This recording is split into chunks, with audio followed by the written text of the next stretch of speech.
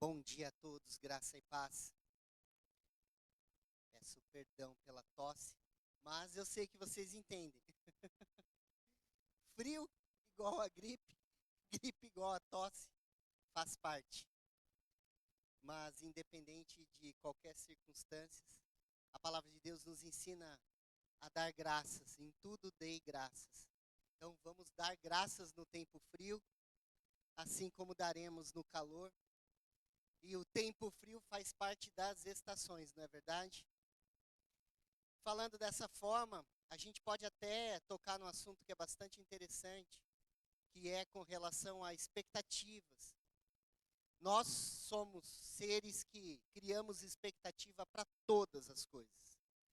E estas expectativas, na maioria das vezes, elas são tratadas como uma realidade de algo que deveria acontecer. Então, nós criamos a expectativa e queremos que ela aconteça da forma que a expectativa criada na nossa mente é.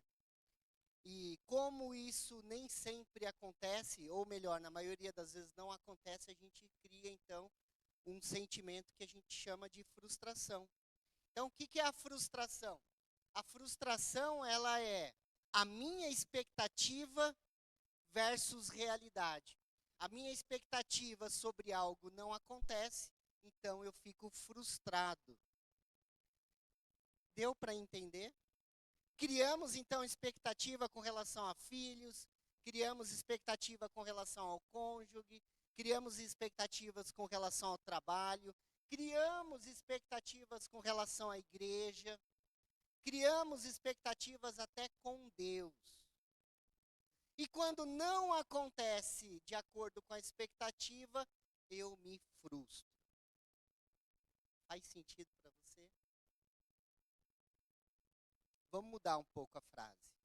Quando nós idealizamos o que queremos do nosso cônjuge, nós normalmente nos frustramos, porque ele não é uma idealização da tua cabeça. Ele é um outro ser, com outras vontades, com outra realidade.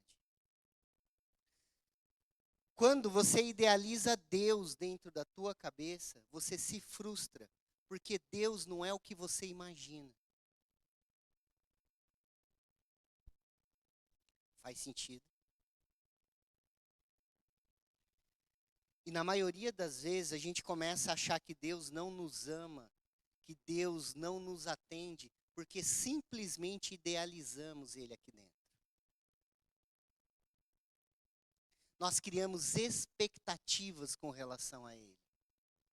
Mas é evidente que Deus não cabe dentro da nossa mente, Deus não cabe dentro das nossas idealizações. Deus não cabe dentro das nossas vontades. Pelo contrário, você deveria entender o que Deus é, aprender o que Deus quer, e aí sim você se adaptar à vontade dele, ao mundo que ele gostaria que nós tivéssemos. Dessa forma, nós não temos, então, a questão de frustração. Mas se o contrário acontecer, nós nos frustramos. Criamos expectativas irreais e nos frustramos. Gostaria de convidá-los a orar comigo antes de nós lermos a Bíblia. E nessa manhã, por favor, peça para que Deus fale ao teu coração. Peça para que Deus fale com você. O Espírito de Deus está neste lugar. O Espírito Santo está aqui. E a palavra é bem clara. Nós não precisamos estar num número gigante de pessoas. Nós só precisamos estar convictos de que Deus pode mudar as nossas vidas. Onde houver 2 ou 3 pessoas reunidas em seu nome, lá estará a presença, a graça, a misericórdia de Deus. Senhor amado, nessa manhã nós pedimos em nome de Jesus, para que o Senhor continue a falar aos nossos corações. Nós já fomos abençoados pelo louvor e pedimos para que nós continuemos sendo abençoados agora pela tua palavra. Senhor, que o texto lido de hoje, que representa a tua palavra, possa trazer aos nossos corações cura, possa trazer aos nossos corações libertação, que nós possamos sair daqui hoje, Pai, de fato transformados, renovados, com a tua graça presente em nossas vidas. É o que nós pedimos em nome de Jesus. Amém. Por favor, abram suas Bíblias comigo no livro de Tiago.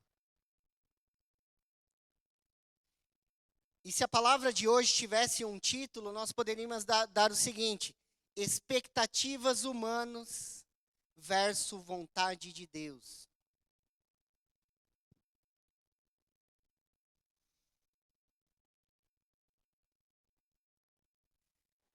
O livro é o de Tiago. Leremos o capítulo 4.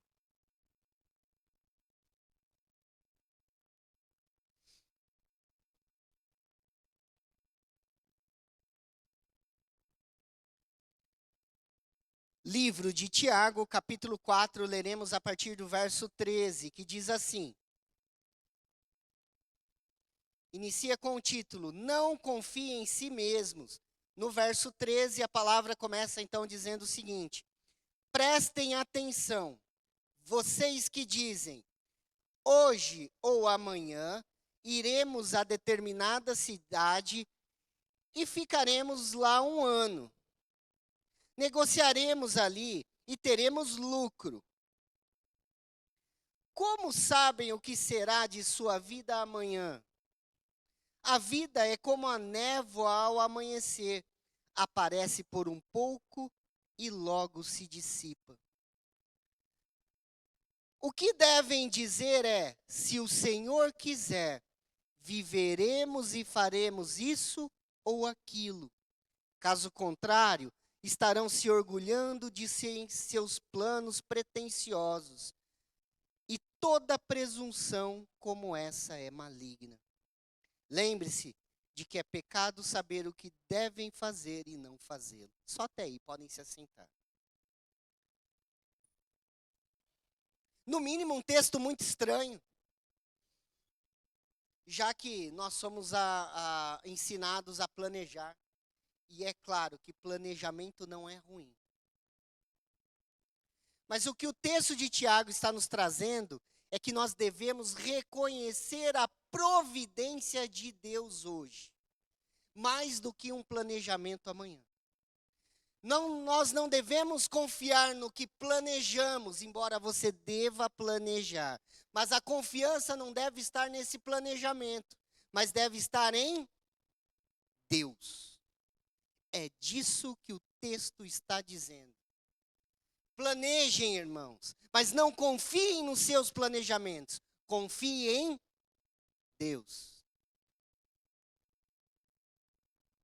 Em muitos outros textos, principalmente do Velho Testamento, é comum nós ouvirmos o seguinte: não confiem nos cavalos e nas carruagens. Uma referência ao quê? Não confie na sua força. Confie em Deus. Acredite que Deus está no controle de todas as situações. Acredite que Deus está movendo céus e terras e o plano dele vai acontecer. Não é o seu. O seu planejamento é importante, mas ele não deve ser a sua luta de vida. A sua luta deve ser em confiar em Deus. Está dando para entender do que o texto está falando? O que o texto de Tiago está nos trazendo é que nós deveríamos nos orgulhar do que Deus tem feito e não dos nossos planos pretensiosos. Lembra do que eu falei no começo? Eu tenho uma idealização na minha cabeça. Eu tenho uma pretensão na minha mente. E essa pretensão, essa idealização que eu faço, deveria estar sujeito à vontade de Deus. Quando o que eu idealizo, quando eu pretendo algo e essa pretensão sobressai o que está aqui, eu tenho um grande problema. A Bíblia diz que isso é maligno. Nossa, Estevão, do que você está falando? A gente acabou de ler. Olha só o que diz o texto, né?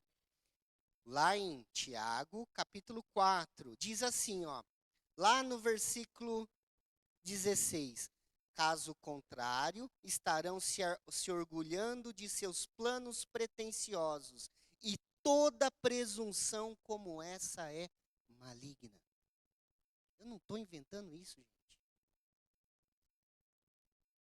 Em outros textos, a Bíblia diz: o coração do homem é enganoso. Então, se você tem uma pretensão, se você tem uma idealização, e luta por isso, corre por isso, então ela é uma pretensão maligna. Nós deveríamos aprender a confiar em Deus e mesmo planejando o futuro, acreditar que é os planos de Deus que deveriam ser seguidos, nunca os nossos. Dessa forma, não nos frustraríamos. A frustração vem em quê? Em confiar no que eu quero, lutar pelo que eu quero, custe o que custar. Mas os planos de Deus sempre vão acontecer, você querendo ou não. Aí eu me frustro. Porque eu queria que o meu acontecesse. Agora acho que está fazendo sentido o que eu estou falando. Eu quero ir para um lado. Faço plano para ir para um lado. Luto para ir para um lado. Mas o plano de Deus é que eu vá para outro. Eu vou para outro eu querendo ou não. Aí eu me frustro. Porque eu estou indo numa direção que eu acredito que não deveria ser a certa. Mas é porque eu estava com uma idealização, uma pretensão específica. E esse não era o plano de Deus.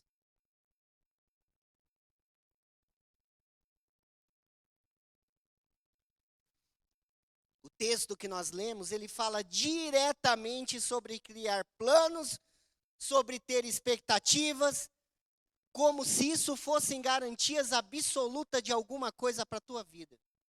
Lembra como diz o texto?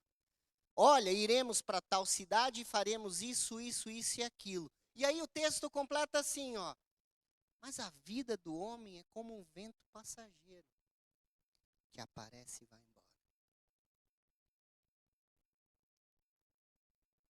De novo, não há problema em planejar. O problema é confiar no planejamento, mais do que confiar em Deus. Vou juntar dinheiro, vou trabalhar como nunca para ter uma vida tranquila. Mas você não sabe o dia de amanhã. Inclusive, outros textos dizem exatamente dessa forma. O texto que nós lemos de Tiago, ele mostra que a nossa vida é limitada, e presta atenção nisso, e dependente da vontade de Deus. Você deveria depender da vontade de Deus.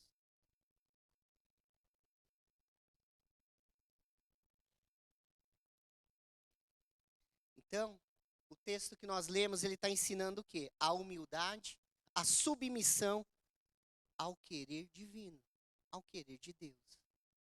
Deveríamos ser humildes, deveríamos ser submissos. E claro, se você conseguir ser assim, você elimina da sua vida a frustração. E claro, se você se frustra, você se desanima. Mas se você não se frustra, você continua esperançoso e não há desânimo na tua vida. Olha que incrível. Isso faz todo sentido. A frustração vem porque eu planejei. O meu planejamento não aconteceu, porque a vontade de Deus era outra. Então eu me frustro, eu desanimo, eu paro, eu começo a achar que a vida não vale a pena. Eu começo a achar que a igreja não presta, eu começo a achar que o pastor não presta, eu começo a achar que a rua é ruim, eu começo a achar que o estacionamento não está do jeito certo, eu começo a achar que o ar não funciona da forma que deveria.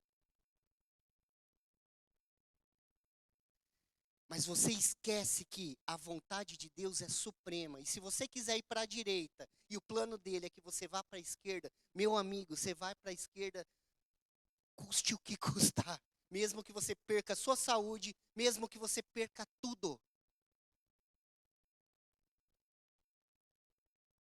E não adianta você culpar ninguém. O problema é que você idealizou. O problema é que você planejou na tua cabeça algo, mas isso não era a vontade de Deus.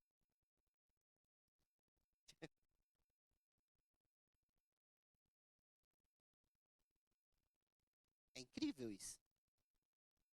É disso que o texto está falando. Então, voltando a um nível mais simples, o que nós temos hoje? A gente planeja a nossa carreira, a gente planeja nosso casamento, a gente planeja quantos filhos vai ter, a gente planeja viagens, a gente planeja ministérios, como se a vida estivesse nas nossas mãos.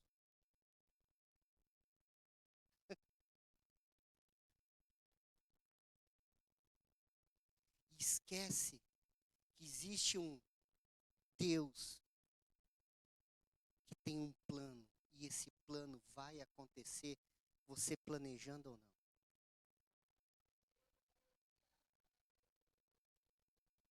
É disso que eu estou falando. Antigamente, hoje raramente eu ouço isso, mas os mais, eu vou caprichar na hora de falar, mas aqueles que são mais maduros e experientes, vai saber do que eu estou falando. Antigamente era comum a gente ouvir assim, ó, se Deus quiser vai dar certo. Se Deus quiser eu vou lá. Quantos já ouviram isso? E já não se ouve mais isso hoje, gente, é bem raro.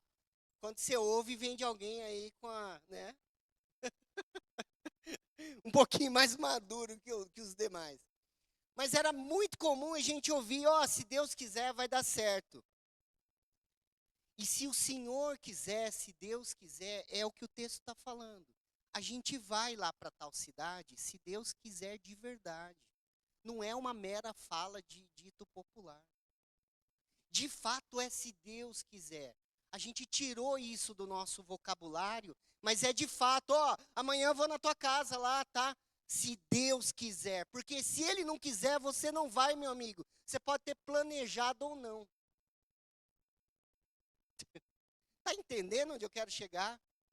O que eu estou dizendo para você é o seguinte: planejar é necessário, mas sempre com o coração submisso à vontade de Deus. Sempre observando o seguinte: eu vou para tal cidade amanhã, como é o exemplo do texto, mas espera um pouquinho. Deixa eu estar atento à vontade de Deus. Será que Deus quer isso também? Eu vou comprar tal coisa, porque isso me agrada. Ótimo, você pode fazer, pode ter o que você quiser. Mas espera um pouquinho. Por que eu não pergunto se essa também é a vontade de Deus? Porque se não for, você não vai ter.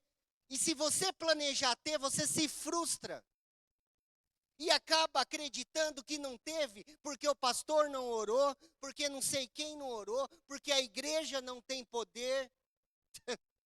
Está entendendo, meu amigo? Eu não estou aqui falando isso porque eu quero livrar minha cara das minhas orações não funcionarem. Não é nada disso. Não é nada disso. Até porque não é assim que a oração funciona. Não é porque eu peço que você vai ter. Eu peço, e se Deus quiser, você tem. Tá fazendo sentido a minha piada sem graça contada aqui em cima?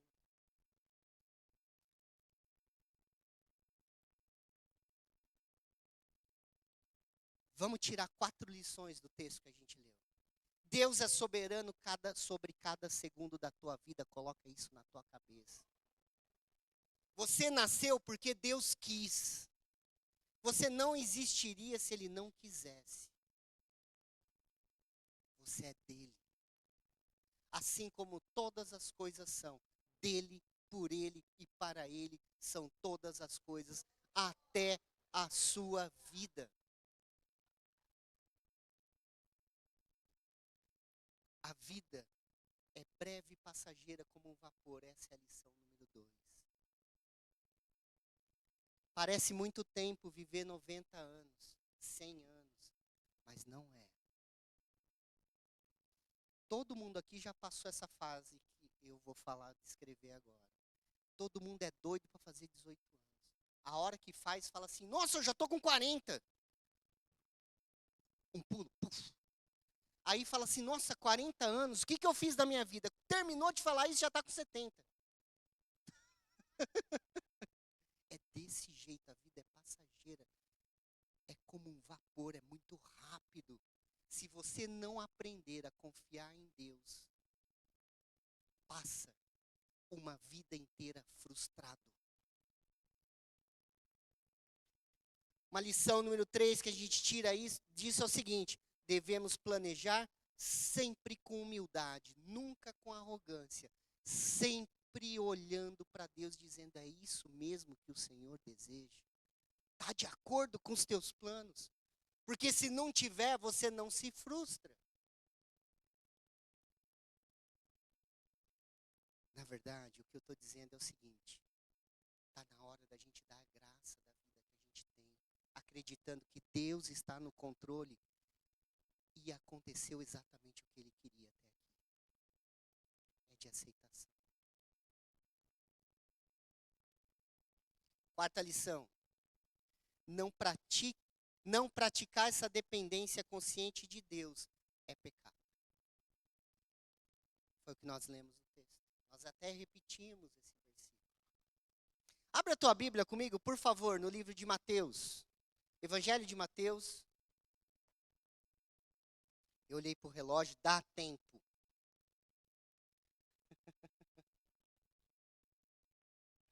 Evangelho de Mateus, capítulo é o 6. Esse é um dos textos que eu mais gosto. Um dos.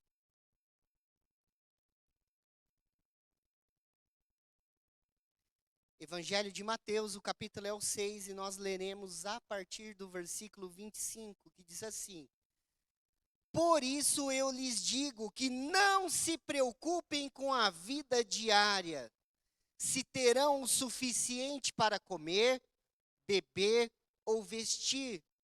A vida não é mais comida e o corpo não é mais que roupa. Observem os pássaros, eles não plantam, nem colhem, nem guardam alimento em celeiros, pois seu Pai Celestial os alimenta. Acaso vocês não são muito mais valiosos que os pássaros? Qual de vocês, por mais preocupado que esteja, pode acrescentar ao menos 1 hora à sua vida? E por que se preocupar com a roupa? Observem como crescem o lírio dos campos. Não trabalham nem fazem as roupas. E, no entanto, nem Salomão, em toda a sua glória, se vestiu como eles. E, se Deus veste com tamanha beleza as flores silvestres, que hoje estão aqui e amanhã são lançadas ao fogo, não será muito mais generoso com vocês, gente de pequena fé? Portanto, não se preocupem dizendo, o que vamos comer, o que vamos beber, o que vamos vestir? Essas coisas ocupam o pensamento dos pagãos, mas seu Pai Celestial já sabe do que vocês precisam. Busquem em primeiro lugar o reino de Deus e a sua justiça, e todas essas coisas lhes serão dadas. Portanto, não se preocupem com o amanhã, pois o amanhã trará suas próprias inquietações. Bastam para hoje os problemas deste dia. Esse texto, ele é complementar ao que nós lemos. É daqui que nascem as ansiedades. As ansiedades nascem da minha preocupação se eu vou ter dinheiro para amanhã, para comer, para beber, para ter roupa, para ter lugar para morar. Está entendendo a ansiedade? Ela nasce do medo de eu não ter no amanhã.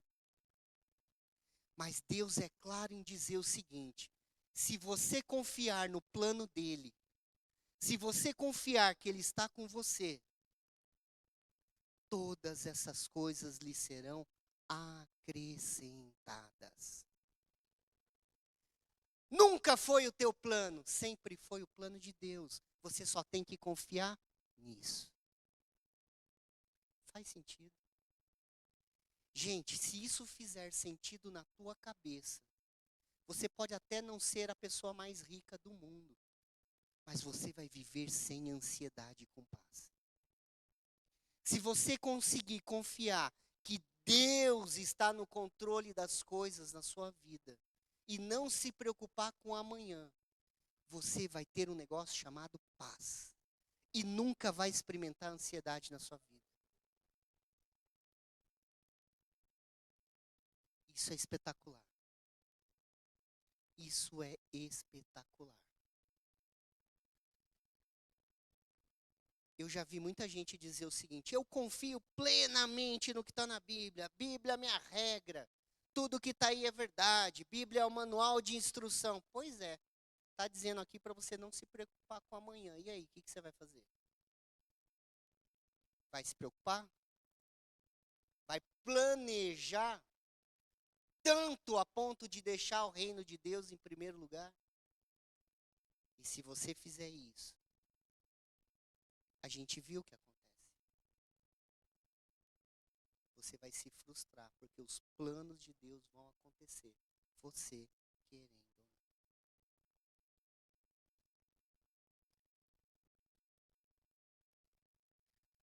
O relógio não para, e tem muita coisa para falar sobre isso. Por exemplo, que a ansiedade é o resultado de uma visão limitada que nós temos. A gente tem uma visão muito limitada. Então, por isso a gente anseia pelo amanhã, a gente tem medo. Mas fica isso para um outro dia. Por conta da Santa Ceia, nós encerramos aqui. O mais importante é você lembrar das lições que nós tiramos do livro de Tiago. Deus é soberano sobre cada segundo da tua vida, decora isso. Lembra que a vida é breve, ela é passageira, ela passa como um vapor. Ela aparece e logo vai embora. Lembra que o planejamento não é errado, mas ele deve ser feito com humildade, nunca com arrogância, sempre colocando os planos de Deus em primeiro lugar. E os planos de Deus estão aqui, caso você não saiba onde eles estão.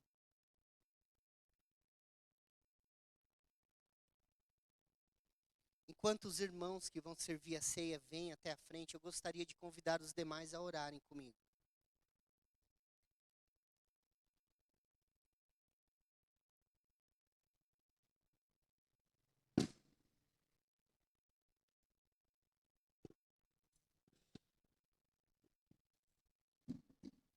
E nessa oração eu gostaria que você colocasse diante de Deus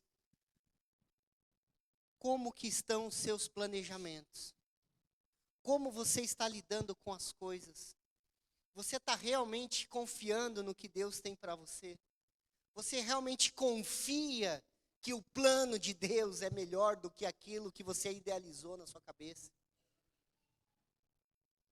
E se você perceber nessa sua oração que tem coisa errada, você talvez esteja pensando assim: eu não sou aquilo que eu deveria ser, e talvez isso seja uma baita de uma arrogância diante de Deus. Eu não tenho aquilo que eu deveria ter, isso pode ser uma baita arrogância diante de Deus.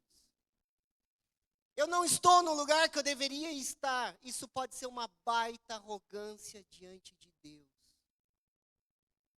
Eu não sou reconhecido da forma que eu deveria. Isso pode ser uma baita arrogância diante de Deus. Porque se o plano é dele, talvez isso tenha um motivo e uma razão.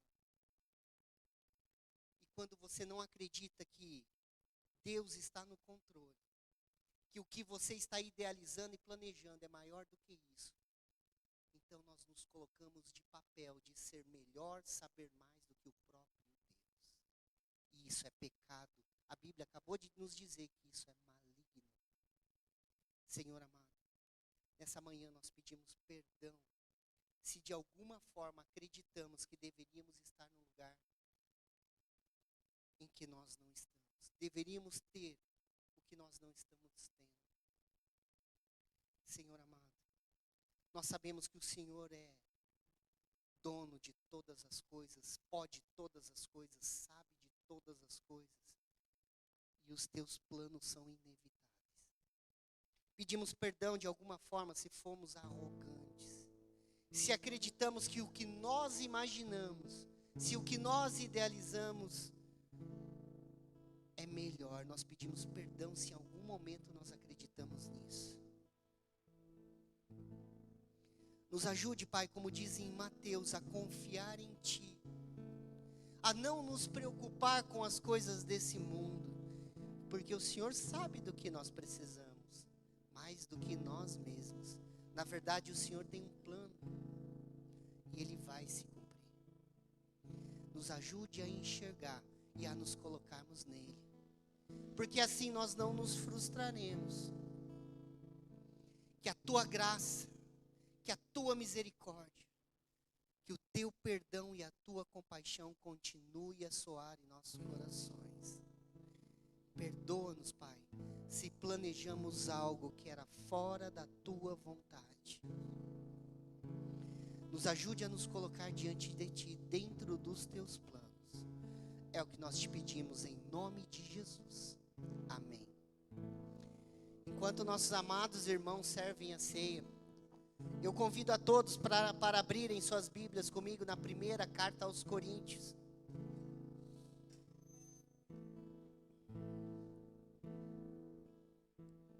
Primeira carta aos Coríntios, o capítulo é o 11.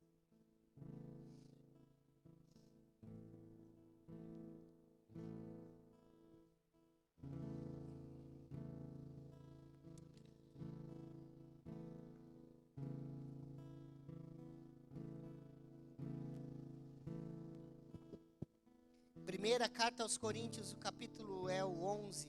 Nós leremos a partir do verso 23, que diz assim: Pois eu lhes transmiti aquilo que recebi do Senhor, na noite em que o Senhor Jesus foi traído. Ele tomou o pão, agradeceu a Deus, partiu e disse: Esse é o meu corpo, que é dado, que é entregue por vocês. Façam isso em memória de mim. Da mesma forma, depois da ceia, tomou o cálice e disse: Este cálice é a nova aliança confirmada com meu sangue. Façam isto em memória de mim, sempre que o beberem. Porque cada vez que vocês comem desse pão e bebem deste cálice, anunciam a morte do Senhor, até que Ele venha.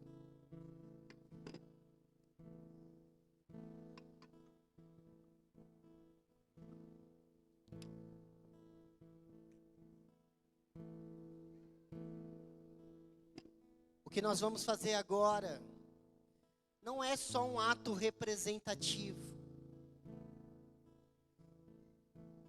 não é só uma lição qualquer, não é a lição de que Jesus te ama, é muito mais do que isso. Nós estamos nesse momento recordando o sacrifício de Jesus Cristo, que perdoa pecados e abre a porta dos céus a cada um de nós. O que nós estamos fazendo agora é lembrar que nós temos a vida eterna. É lembrar que os nossos planos terrenos são passageiros. Todos os seus planos vão ficar quando você partir. Todos os seus bens vão ficar quando você partir. Tudo que você juntou, tudo que você acumulou vai ficar. Mas você tem uma alma eterna. Ao comer deste pão, nós lembramos que Jesus amou a nossa alma eterna. Ele não amou o seu bem material. Ele não amou seu carro e nem a tua casa. Ele não amou o dinheiro que você juntou e guardou no banco. Ele amou a tua alma eterna. O teu plano vale pouco perto da eternidade que a tua alma representa.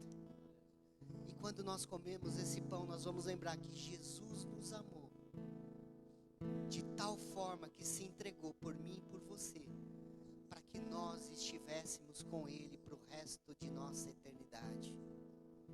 Pouco vale o que você tem, meu amigo. Pouco vale o que você vai ganhar diante do perdão que Deus concedeu para que você morasse com Ele. O plano é esse, é a eternidade da tua alma. O plano quantidade que você pode acumular. Está entendendo por que nós lemos esse texto de Tiago hoje? Porque tanto faz se o seu carro é novo ou é velho. O dia que você morrer, você vai prestar conta é da tua alma, não é do teu carro. Tanto faz se você tem 10 casas ou nenhuma, se você mora de aluguel. Porque no dia que você morrer, você vai prestar conta é da tua alma e não das tuas casas. Tanto faz os planos que você tem. O importante é que você tem algo que Deus quer. É o teu arrependimento para que você possa morar com Ele. Então, quando a gente come esse pedacinho de pão, é disso que a gente está falando. É disso que a gente está falando. De vida eterna. Concedida para mim e para você. Sem eu e você merecermos. Foi por amor. O amor verdadeiro. Amém, igreja? Senhor, nós consagramos esse pedacinho de pão a Ti. E recordamos nessa manhã que o Senhor se entregou a cada um de nós, porque queria que nós tivéssemos a vida eterna ao Teu lado. E nós somos gratos por isso. Esse é o plano de Deus, que eu e vocês possamos passar o resto de nossa eternidade ao lado do Senhor. Podem comer.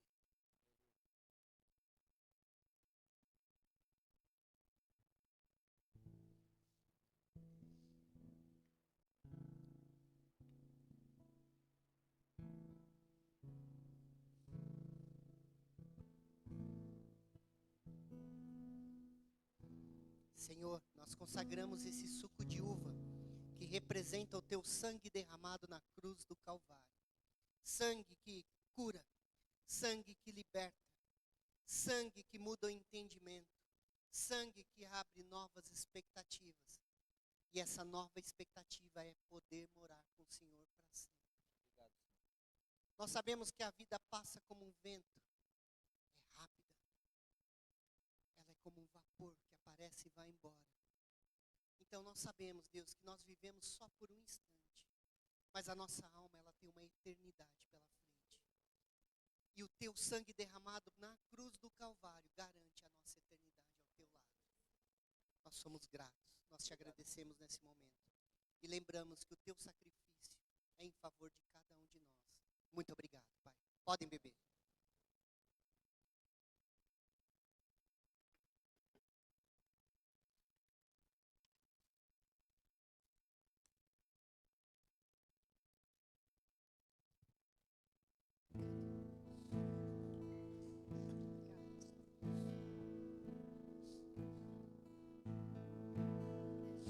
Que Ele vive,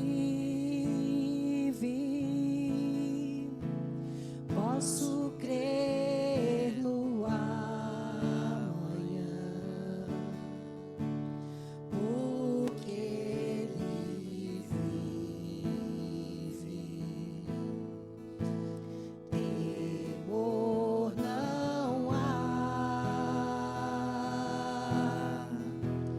mas eu bem sei, eu sei que a minha vida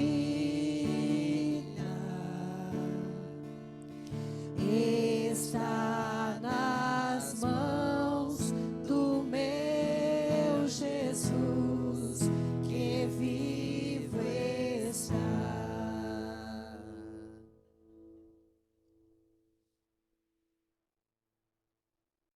Nós vamos tirar nossos dízimos e ofertas agora. E você pode fazer isso com liberdade no teu coração.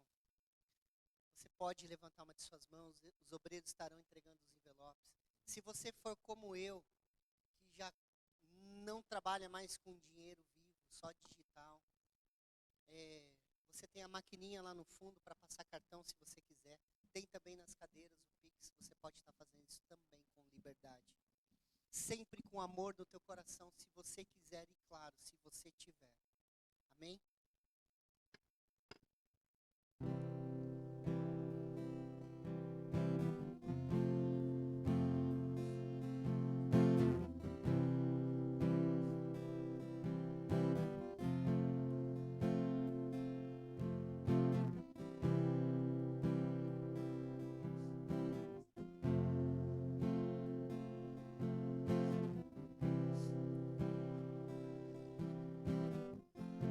Levanta teu dízimo, tua oferta, vamos consagrá-lo ao Senhor. Senhor amado, nós consagramos nossos dízimos e ofertas ao Senhor.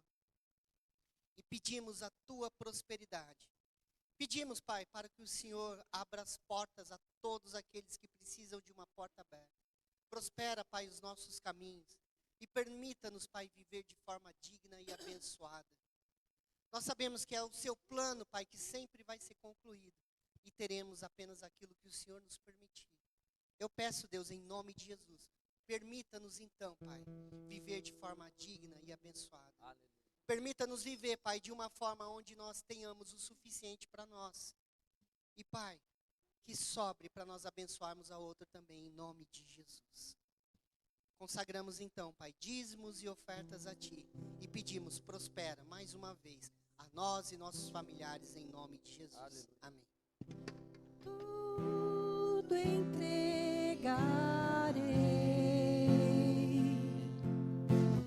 tudo entregarei,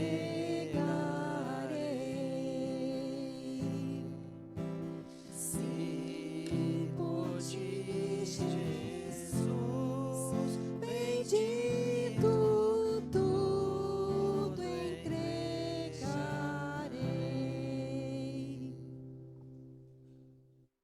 Muito bem. Tem alguém que nos dá a honra de nos visitar pela primeira vez hoje? Se tiver, por favor, levante uma de suas mãos. Nós queremos te conhecer, te dar uma lembrança. Tem? Acho que não, né? Muito bem, muito bem. Eu quero agradecer a presença de todos vocês. Para mim é uma imensa honra tê-los aqui. Poder compartilhar com vocês que Deus está no controle de nossas vidas. Só confia nisso. Confie, creia. Essa confiança, esse crer, vai trazer para você uma emoção diferente de ansiedade. Vai trazer a paz. A paz que excede todo o entendimento. Vem de eu confiar em Deus acima de todas as coisas. A paz que excede todo o entendimento vem em eu acreditar que se Deus cuida de um pardal, também vai cuidar de mim. Creia nisso. O culto de hoje tem esse objetivo, de despertar fé em você, de que Deus está no controle de todas as coisas na sua vida. Amém? Vamos ficar em pé?